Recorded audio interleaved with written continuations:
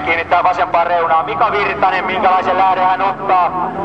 Ei ota, auto taitaa hajota tään ja näin sitten yksi ennakkosuosikki on pelistä pois ja tiukkaa kamppailua. Ja Kaite kolisee saman tien ja kaksi autoa menee saman tien ja jälleen kaadutaan. Kyllä on rajua suoraan tuonne A-finaali lähtöön. Liisa kuvaaja eli Lindroos tulee perään ja sitten lähtee Liisa ja kaataa. Siinä Heli tökkää perään. Saman tien eli sitä Jani Kallio nopein väreissä tulee ottaa kolmosta.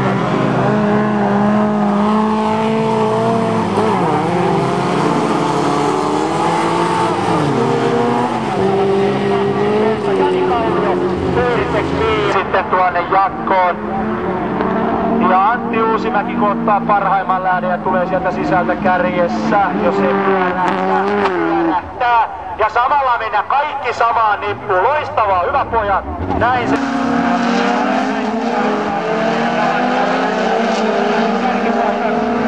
Ja saman tien kaadetaan ja kovaa kaatos tulee heti alkuun. Se oli 39 sekuntia.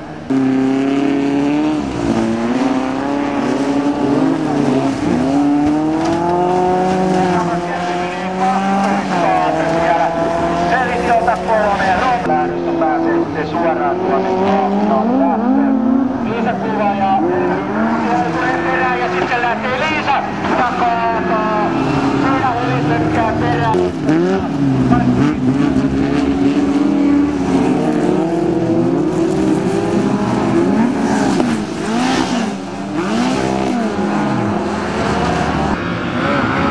Ja keskeltä Helenius, mutta sen jälkeen evään potkui varmaan Aleksi Aurio. Näyttää kaapin painan tässä vähän.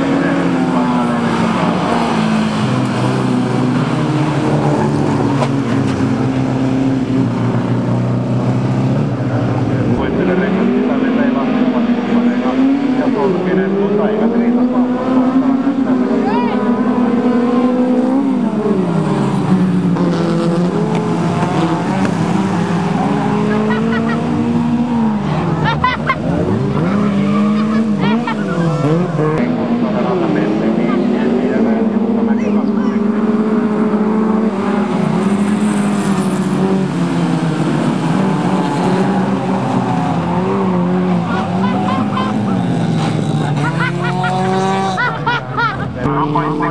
ja muut niitä on sitten heti satoja siinä. Näin sitä tehdään rahalla Suomen parhaan. Päivän ensimmäinen kaatu siellä suorien kerin. Onneksi Mäti pyöli ulospäinen. Katot, Patrikon, Papu, Ori, Trio, Angel Market, kuljettajapalvelut, Harpal, JRR, Oriminen, Uutlevi ja sitten on niin paljon, että nyt katsotaan lähtöä. Tämä lähtö on tiukkaa, että tulee Tönnikästä ja sitten on tiukasti keula edellä Kaiteisiin Elina Ruoppa. Nyt toivotaan luokkaan keräilyihin.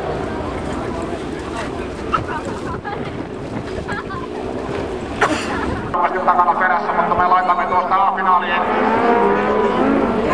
ja koskemaan. Ja sitten tulee kova niitti. Nyt osuu lujaa Birgitta Heikki ja Jonna Leppämäki hänen yhteistyökumppaninsa Vähälä yhtiöt Kiitolinja, Kiitohuomio, Isäveikko ja pari kappaletta autoja karkaa suhteellisen nopeasti. Minna Lampinen ottaa hyvän lähden ja sitten osutaan rajusti Kaiteisiin. Pihalla Heikkilä kaataa. Ja sille jää sitten yksi kappaletta renkaita. Se on niin paljon kuin Paanasen Tiina. Mutta meillä on jo punainen valo palamassa ja nyt se sammuu, niin lähdetään katsomaan lähtöä numero 14.